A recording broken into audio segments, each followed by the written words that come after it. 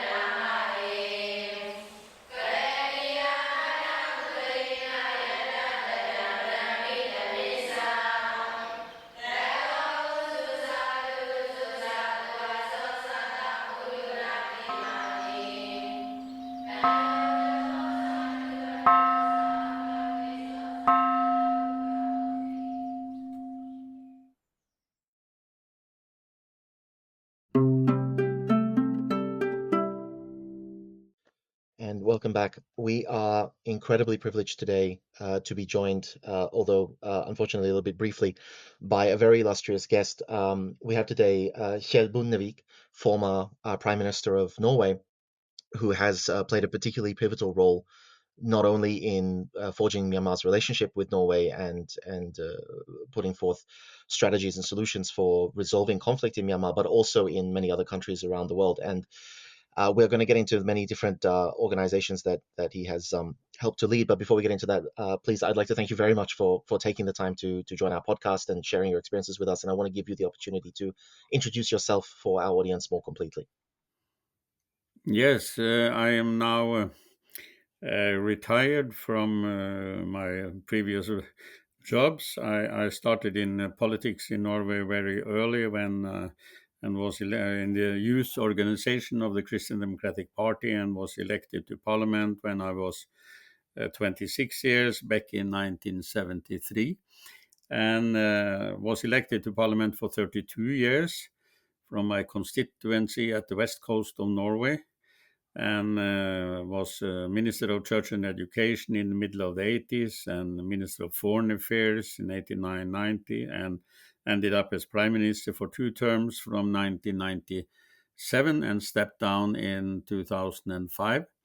During the years after the middle of the 1990s, I was engaged in the Burma-Myanmar issues. I was drawn into that by a friend of mine who was leading a human rights and peace organization.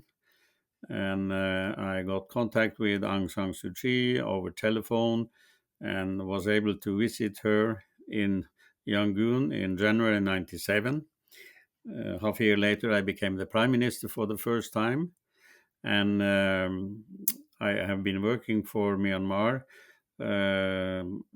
After that, I promised Aung San Suu Kyi and committed myself to work for democracy and human rights in the country as long as necessary.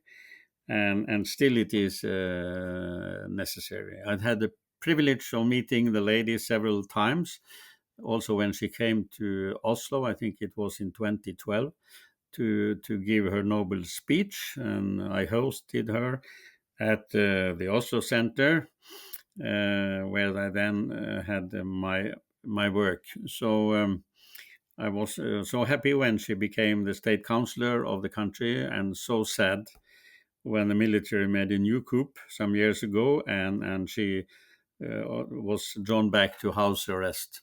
So we still have to work for the freedom of Myanmar. Absolutely. And I know that we're all very much grateful for the work that you have done and that Norway has done. And I want to go a little bit deeper into this relationship because you mentioned hosting Aung San Suu Kyi for her Nobel Prize speech, but of course she was awarded the Nobel Prize back, I think, in 1991 in absentia because she was under house arrest. And I understand that you very famously led a delegation, or you attempted to lead a delegation of diplomats to Myanmar to try to meet with Aung San Suu Kyi in 1996, and you were refused by the military, and you ultimately, I think, you met with the government in exile as a result of that. Can you tell us about that? Yes, that's right. Since I was, let us say, a human rights and democracy activist, and the government of Myanmar was aware of that, of course, I was denied a visa to go to Myanmar several times. But I succeeded in January 1997 because I was in Singapore for as a speaker on the conference, and I was thinking that when I was there, close to Burma, I could at least try to get a visa.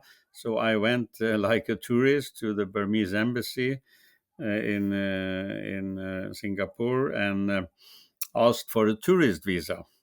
And in my application, I wrote that I'm a pastor in the Norwegian Lutheran Church, which is true. I didn't write that I was member of parliament because then I was sure to be denied once again. And to my surprise, after some minutes, they accepted my application to go to Burma. And on one condition, they said, since you are a pastor, we are not allowed to have a sermon or a service when you are there. And I said, okay, I'll only be there for 2 days, so I accept that. So then I succeeded to come in, and by another embassy, because Norway didn't have an embassy in the country at that time, I was able to send a message to Aung San Suu Kyi, to the lady. This was in a period when she was out of house arrest. And I got her answer back, and we had a meeting in the residence of the deputy chair of her party NLD. So I will never forget that. She gave a very strong impression to me. She was so committed to fight for freedom, democracy, and human rights. And as I said, I promised her and committed myself to support her and the democracy movement of Myanmar. Absolutely. And it seems that you have very much kept that promise. I understand that you left Parliament. You say you stood down, I think in 2005, but you also founded the Oslo Center, and through the work of the Oslo Center, you are committed to not only in Myanmar but in many other countries, establishing stability and establishing sort of I understand the Oslo Center's predominant role, and I hope you can elaborate on this, is one of mediation, trying to bring people around the table and find agreements. Um, can you explain a little bit more clearly, though, what it is that the Oslo Center's fundamental mission is, and the philosophy, the approach that the Oslo Center applies to countries like Myanmar and Sudan and Somalia and Kenya, where you've been involved? Yes, briefly. I founded together with a colleague of mine from politics the Oslo Center back in 2006, and so it's almost 20 years now since that. And in the beginning, we had different projects and portfolios. We worked on some human rights project, for instance, a report on the situation in North Korea and in Eritrea. We had some interreligious dialogues going on. I remember especially with the former president of Iran, Mohammad Khatami, whom I met when we both were in office, and we shared values and what values do we have in common, what is different, how can we use this to mobilize for reconciliation and peace. But more and more we were working on projects that had to do with democracy and democracy assistance. As you already mentioned, we have been to several African countries, especially in Kenya, but also in Somalia and other South Sudan. We have worked also with Myanmar in that regard, together with National Democratic Institute. We worked with some of the political parties in the country to share our experience on how to run a democratic political party, how to make coalitions between parties, how to work in parliament, and so on. Today, the Oslo Center is focusing on democracy assistance, and for the time being, in Africa. So we have moved the headquarters from Oslo to Nairobi in Kenya. I have myself, after having worked for the center for almost 20 years, stepped down from every position. But of course, I keep an eye on the center. It is in a way my baby. And I'm glad that the center is going on working. Hmm, absolutely. And purely because I know that we have very limited time, we'll skip a lot of the background and start getting into the more complicated questions. Your tenure as prime minister ending in 2005, uh, and starting in the 90s, you would have overseen the relationship between Norway and Myanmar at a time when we had the 1990 election that was rejected out of hand despite an overwhelming support for the NLD by the people. And you would have stood down as prime minister prior to the notional democratization of Myanmar with the 2010 election and the appointment of Thein Sein.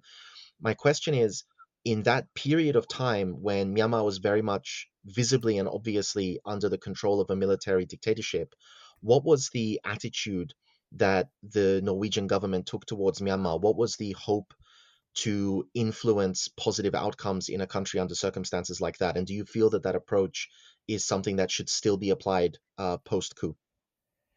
Yeah, it's no doubt that Norway worked for supporting the democratic movement of Myanmar, and it's always difficult to find out what is the best way to work. Should it be by sanctions and isolation, or should it be by engagement with the democratic forces? I think we tried both tracks. Um, as Prime Minister, I urged the Norwegian business companies not to do business with Myanmar because I was afraid that this will only help the authoritarian military regime, but also that non-governmental organization could engage with the democratic movement in Myanmar to help to strengthen the opposition against the military. And I, both before I was prime minister and after I was prime minister, I worked internationally to make a network of politicians. I established such a network before I became prime minister of democratic leaders from different countries to work on the Myanmar issue, to make pressure on the regime, to support the democratic movement.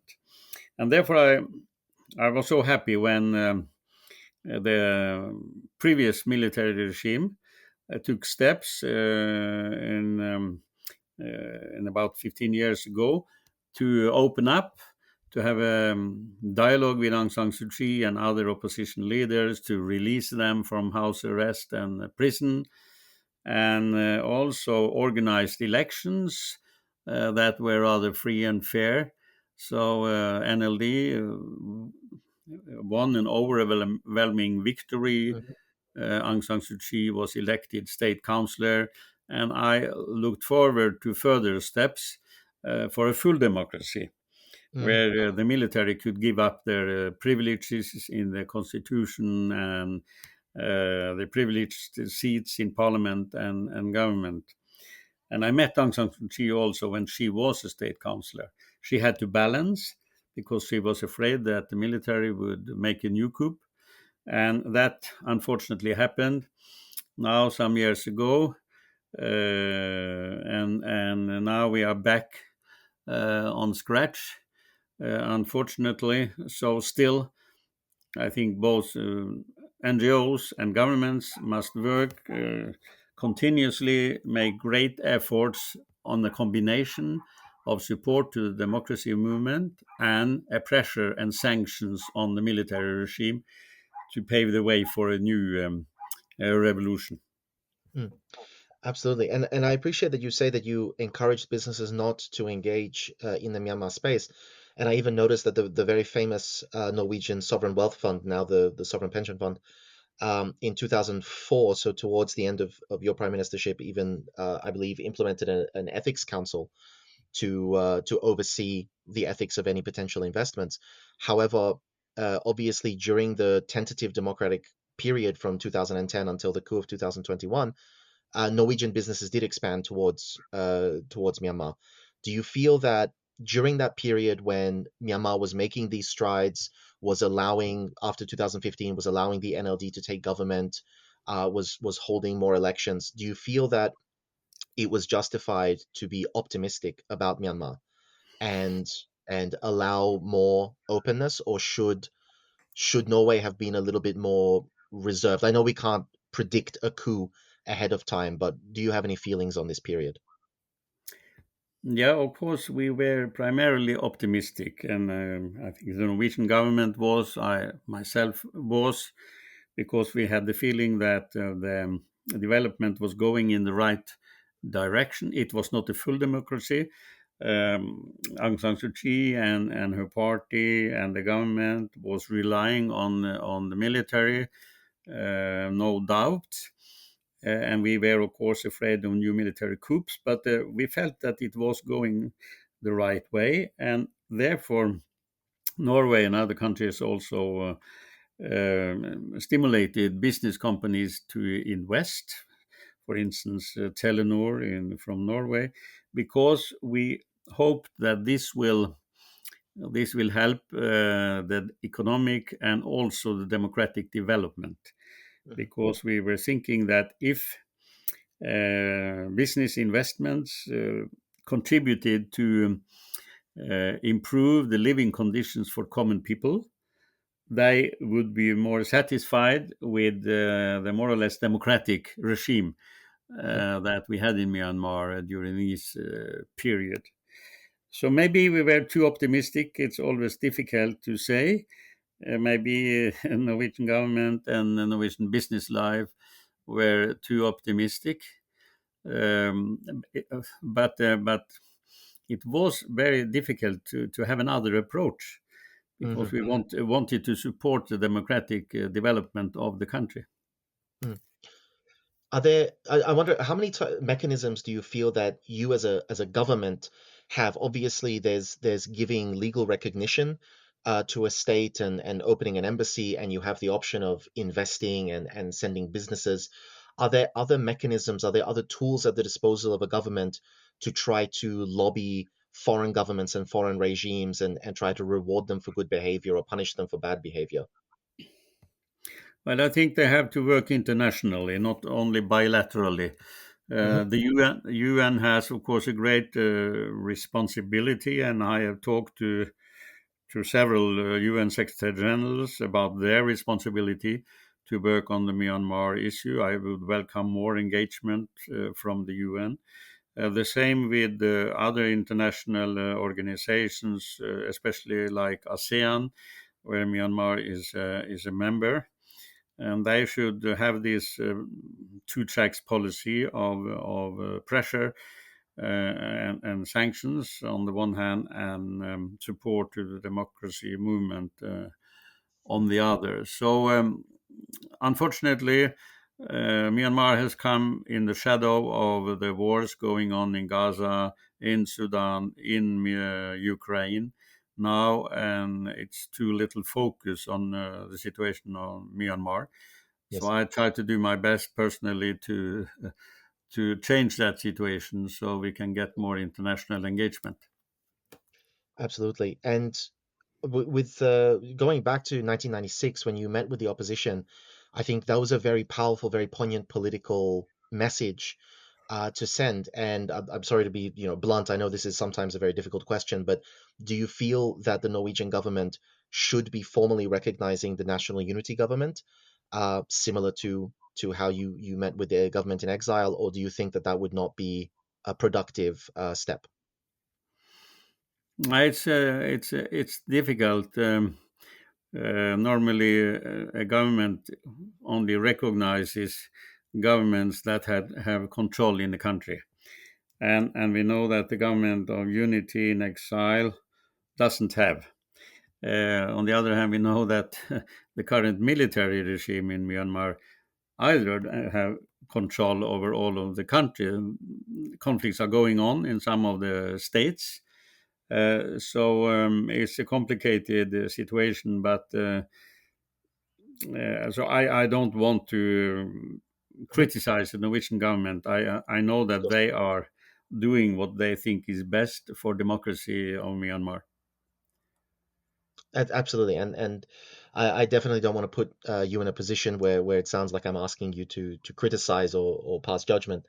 Um, but I also want to look a little bit at ASEAN. So I noticed that you seem to be an advocate for locally led solutions, African solutions for African problems, instead of what, to use the traditional term, the white savior solution that we have seen historically.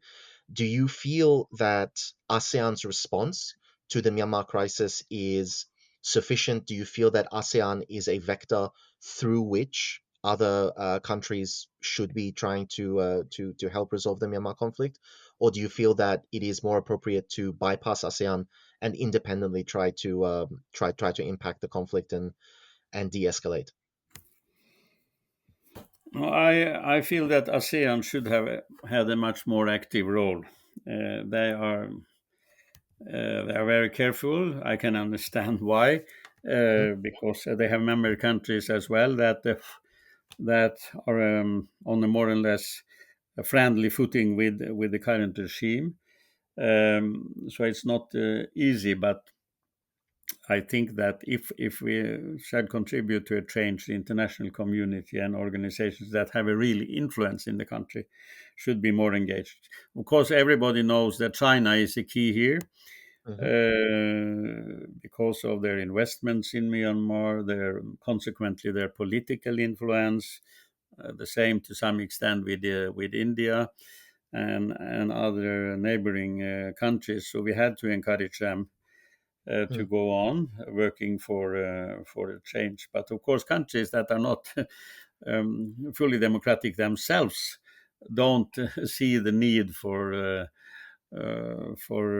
supporting democracy in Myanmar. Absolutely. And I'm very glad that you brought up China. Being such an enormous country, being so close, having such a large economic impact on Myanmar, and as we know, also having so many relationships with ethnic armed organizations in the country, do you feel that China is in a position to simply undermine the efforts of many other countries in the international community by offering the military an economic and a political and even in some cases a military backup, somewhere that they can always go to where they will receive help as long as they are willing to do business with China on China's terms, they will be able to continue doing whatever they want to do domestically within the country. Is that an obstacle to a unified international response? Yes, I think there's no doubt that that it is an obstacle. But we have to look back to the last time when the previous military regime started on a change in the country. Um, I think that it was a combination of international pressure and an uprise from the democratic movement in the country. The international community cannot make the change itself, but it can help.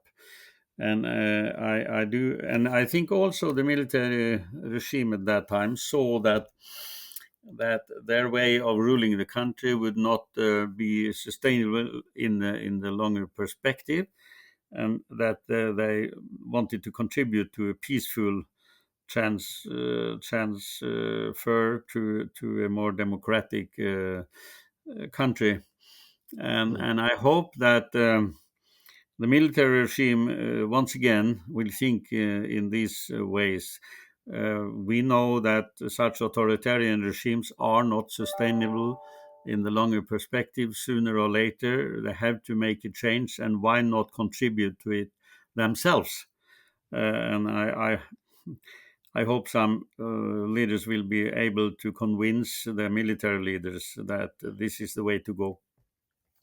And on the topic of convincing military leaders, obviously, having interacted with Myanmar, the military leadership is naturally going to be key stakeholders. There must be connections on the Norwegian side, on the government side of many outside countries, with key figures within the Myanmar military, direct lines of communication, as well as direct lines of communication to key members of the resistance, the National League for Democracy, the National Unity Government, and so on. And my question here is, and you may or may not be able to answer this question, so I leave it up to you, but do those lines of communication still exist?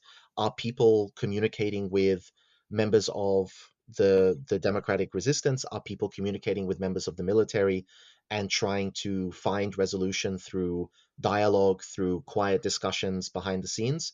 Or after the coup, is it simply the case that a lot of those avenues of communication have been severed, and one side or the other side is just unwilling to continue speaking? Yeah, of course, since I'm not in politics any longer, I'm out of government, and I have also stepped down from all positions at the Oslo Center now. Uh, I don't have enough knowledge about what contacts they have for the time being. But I assume that the Norwegian Minister of Foreign Affairs and the Norwegian government have channels to both sides in Myanmar, to the current government and to the democratic movement. And now, different from back in the 90s, Norway has an embassy in Yangon. They are close to the situation, they are close to the leaders on both sides, and I do hope that they use these opportunities to contribute and coordinate themselves with other countries. Absolutely. And again, without compromising any safety or any relationships, I wonder, have you yourself managed to maintain connections with any of the people that you've been working with on the Myanmar side for so many years, even in these difficult times after the coup? I imagine obviously you would not be able to communicate with Aung San Suu Kyi, even through intermediaries at this time. But are there people in Myanmar that you are still connected within these democratic organizations? I don't have a direct contact any longer with the democratic movement inside Myanmar. Aung San Suu Kyi is, as we all know, isolated. It's not possible for me and other international leaders to approach her, unfortunately. And the same with the government, they are not interested in, I think. So, but I have, of course, some contacts with Myanmar people and politicians living in exile and democratic movement outside the country. So I still try to contribute. Mm. And we definitely appreciate it. I'm also conscious of your time restriction. So the final question I will pose to you, and without trying to make it sound like I'm trying to draw a criticism of the government or anything like this, but in your experience and in your opinion, what do you think would be the most efficient path forward for Norway as a state in trying to make a positive impact in the Myanmar crisis? I think that the government should strengthen their efforts to contribute to democratic development by, of course, raising this issue in international bodies, in the UN and other relevant forums, because now it's almost forgotten over the last years. Secondly, I mean that they also should coordinate their efforts uh, with other countries that have the same approach and use channels both towards the regime and towards the democracy movement in the country, and also play on international and national NGOs in this regard. Excellent. So I don't want to take up any more of your time because I understand how precious it is, and we're very grateful for it. But before we finish our interview, we always allow our guest to leave us with the final thoughts. If you have any message or if you have any thoughts that you would like to share, either to the Norwegian audience, to the Myanmar audience, or to anybody who's listening, we would like to give you the opportunity to share your ideas. We are in a very sad situation with regard to democracy and human rights in Myanmar, as we have been in periods also earlier. It's very easy to be pessimistic and to give up. But we know from history that it's possible to change the situation. It has happened before. It may happen again. So I will encourage all who believe in democracy and human rights to work actively on the Myanmar issue, and one day, hopefully, to see a new revolution where people can elect their own leaders in a democratic and fair way, and that the economic and social development of the country will make better living conditions for common people.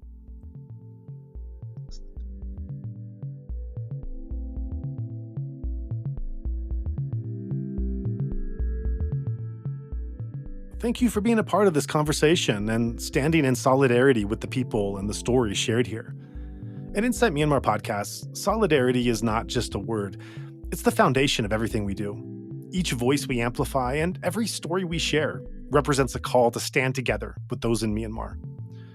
And so it is through the act of listening, reflecting, and engaging that you become part of this collective effort to uphold dignity, amplify truth, and stand firm for what matters. And I should also add that all of this work is only made possible because of listeners like you who have chosen to offer a contribution. Every donation is an act of standing together, of refusing to turn away, and of reinforcing the bonds that connect us across borders and experiences. If you believe in the power of solidarity and the importance of sharing these stories, we invite you to join us by making a donation. Your support helps us to keep this platform alive and ensure that those voices continue to be heard. Visit insightmyanmar.org/donation to join us in standing with Myanmar.